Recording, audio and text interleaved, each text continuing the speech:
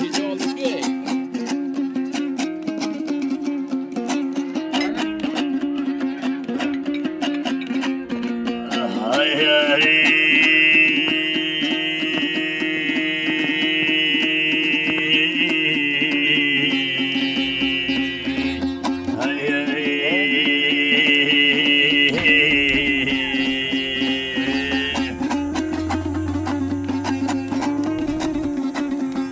Yaxşı adamın yüzü bular cenneti, yaman adamın işi bular minneti. Cemsiz canın hula olur sünneti. Vay tebbire bir persene dumdurum.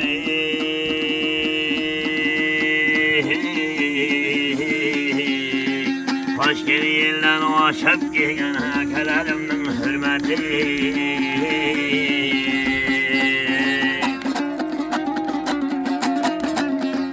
Daşta yürgen çobanlar tağla gider piyada. Camanlıktan körmenler şul yalgancın dünyada. Vay tebbirsem kuşlar uçkan kıyada. Vay tebbire gelerim.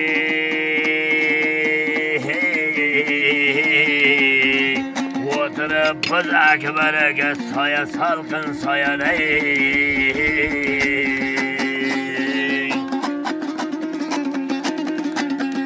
Men qarayman oturgan rayga. Xudoyim bersin jigitning bonglayiga. Quvonsangiz arziydi bolalarning bo'yiga. Mehmon bo'ldik akajonlar boy qo'rg'onday joyiga. Yana qarang sherik bo'ldik dostlarganda choyiga. Taklif qildik Jamshid jonni berayotgan to'yiga. Osmondagi oylar qarang botida, menday baxshim do'mbrani chetida. Nima deysiz Akbarjon? Farhodjonim aytayin, do'stim qayerga ketdi?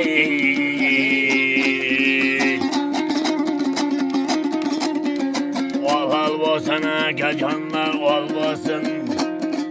Yeganam qada sal bo'lsin, bol bo'lsin. O'tirganning bariyam yuzdan oshgan chol bo'lsin. Rizqlaring akajonlar yer betida mo'l bo'lsin. Menim tilagim shul bo'lsin.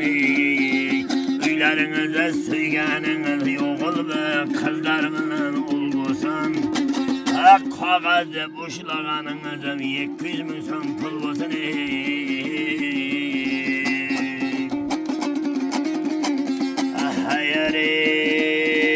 Men aytayin qo'limdagi tor bilan. Men quvondim gala sizday zo'r bilan. Tanishtirdi kechirim beri Akbarjonday she'r bilan. Men aytayin gala shunday zo'r bilan.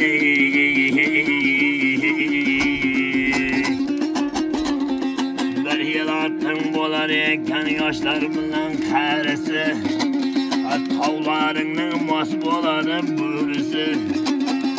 Aytaversam sozandaning zarisi. Aytab beray bir pasana hay yaranlari.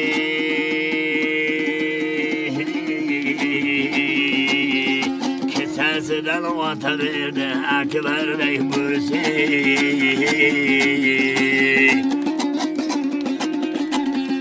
Birga kelgan jigitlar aytayin sochib ketar. Xudo bergan baxshilar xirmonni sochib ketar. Boyalaga bostirib qo'yim 100 ming so'm uchib ketar. Nima?